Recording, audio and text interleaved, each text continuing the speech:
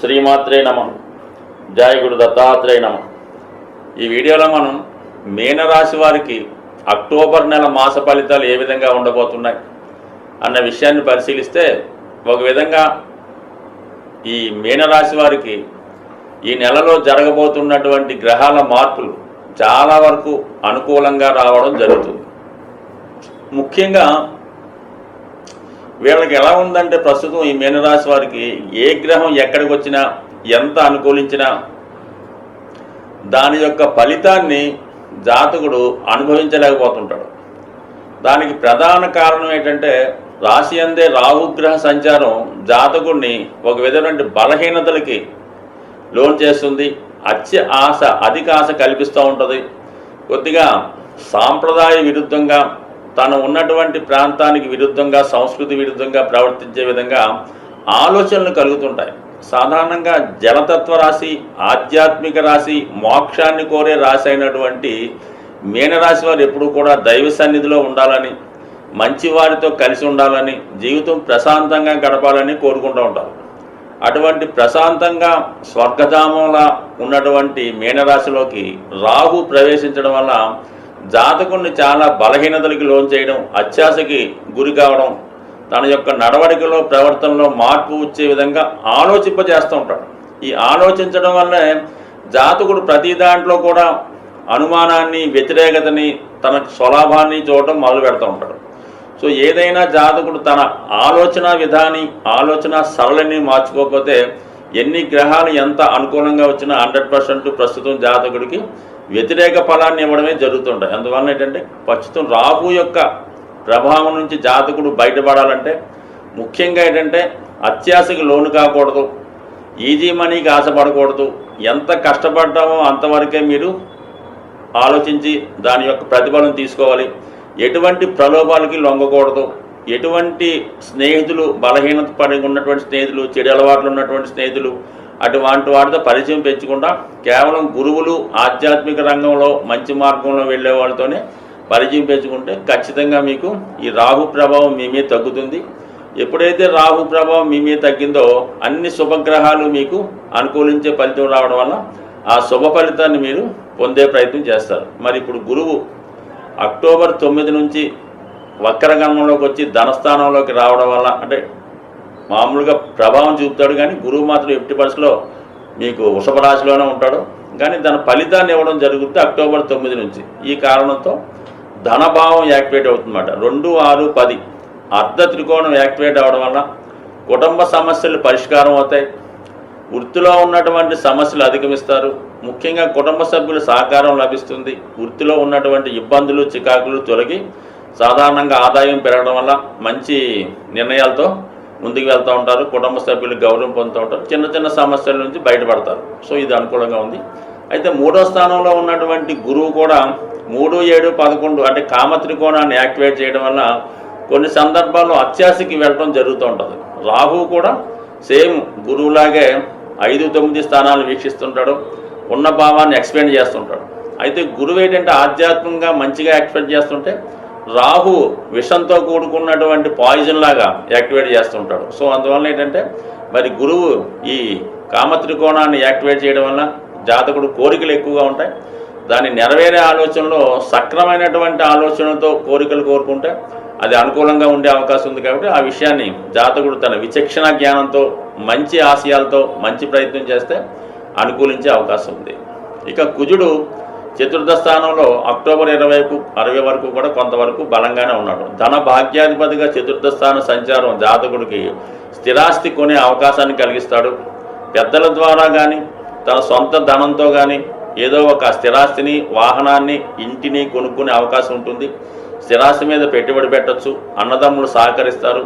స్థిరాస్తి విషయంలో ఉన్నటువంటి లావాదేవీలు మీకు పరిష్కారం అవుతాయి. మీ అత్తవారి దగ్గర నుంచి కానీ, మీ తండ్రి గారి దగ్గర నుంచి మీకు ఈ సమయంలో స్థిరాస్తి మీ స్వాధీనంలోకి రావడం జరుగుతుంటుంది. కొన్ని సందర్భాల్లో ఇతరుల స్వాధీనంలో ఉన్నటువంటి ఆస్తి కూడా మీ చేతికి రావచ్చు. మరి అక్టోబర్ 20 తర్వాత కుజుడు పంచమ స్థానంలోకి, తన యొక్క బలహీన స్థానమైనటువంటి నీచ స్థానంలోకి రావడం జరుగుతుంది. సో దాన్ని బట్టి ఎప్పుడైతే ధన భాగ్యాధిపతి బలహీనపడ్డాడో కుటుంబ విషయాలు అనుకూలించవు. కుటుంబ సభ్యుల ప్రవర్తన మీకు ఇబ్బందికరంగా ఉంటుంది. ముఖ్యంగా ధర్మాధిపతిగా ఉన్నటువంటి కుజుడు బలహీనపడటంతో జాతకుడు దైవం మీద, తన యొక్క ధర్మ కార్యక్రమాల మీద, తన యొక్క పుణ్య కార్యక్రమాల మీద, నిజాయితీ మీద కొద్దిగా బలహీనపడే అవకాశం ఉంటుంది.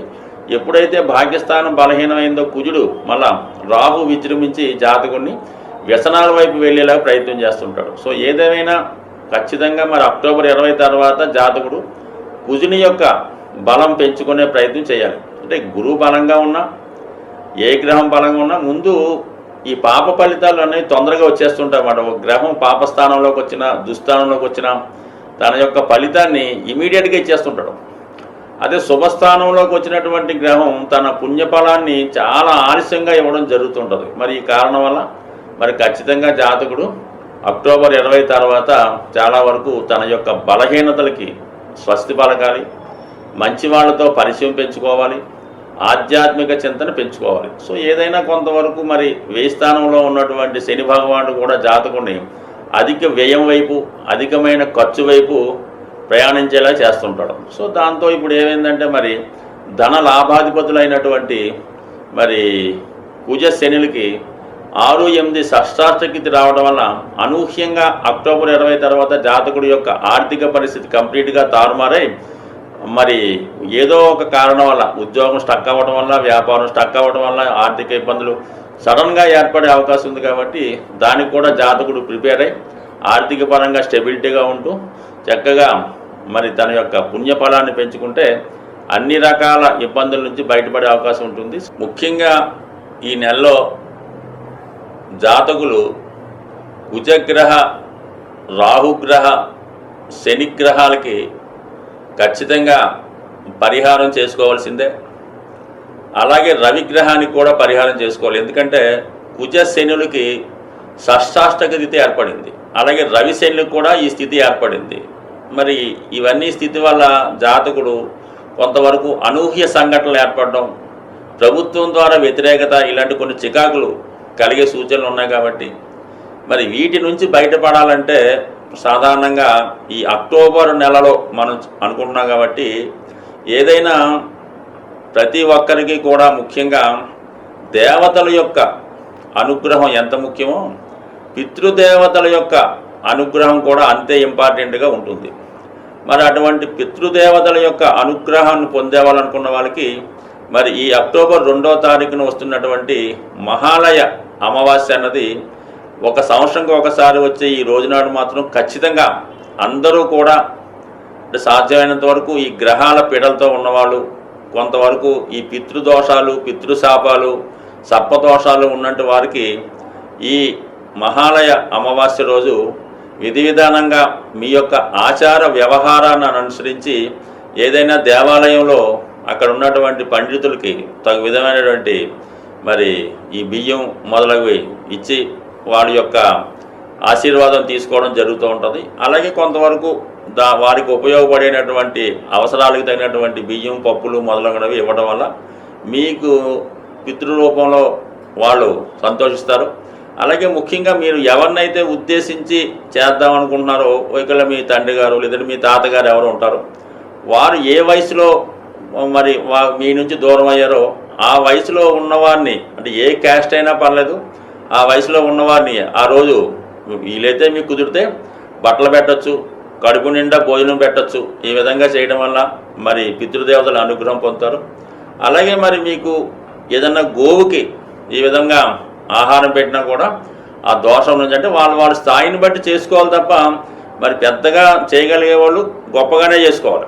ఏమాత్రం అవకాశం లేని వారు ఆ రోజు కూడా గడవని వారు ఆ విధంగానే చేసుకోవాలి. చేయడం ఇంపార్టెంట్ తప్ప పెద్దగా చిన్నదన్నది కాదు. కాబట్టి ఇది ఒకటి కంపల్సరీగా చేయండి. అలాగే కంపల్సరీగా ఈ అక్టోబర్ చివరిలో వస్తున్నటువంటి ఇంచుమించుగా 30-37 తారీఖుల్లో వచ్చినటువంటి మరి మాస శివరాత్రి రోజు కూడా ఈ విధి విధానంగా శివుడికి అభిషేకం చేసుకోవడం వల్ల సమస్త దోషాలు తొలగాలంటే సింపుల్గా శివారాధనని మించింది లేదు. ముఖ్యంగా శని వక్రించున్నాడు కాబట్టి శివునికి మీరు ఆరాధించడం వల్ల గతంలో వచ్చిన ఫలితం కన్నా 100 రెట్లు ఫలితం వచ్చే అవకాశం ఉంది. కాబట్టి మరి అటువంటి శివుణ్ణి మీకు ఏ రోజు ఇష్టమైతే ఆ రోజు పూజించడం వల్ల కూడా ఈ రాహువు, శని, కుజ, రవిగ్రహాల దోషాల నుంచి బయటపడే అవకాశం ఉంది. ప్రతిరోజు సూర్య నమస్కారం చేసుకొని నవగ్రహ స్తోత్ర పారాయణ చేయడం వల్ల కూడా గ్రహాల అనుకూలత ఏర్పడే అవకాశం ఉంది. స్వస్తి.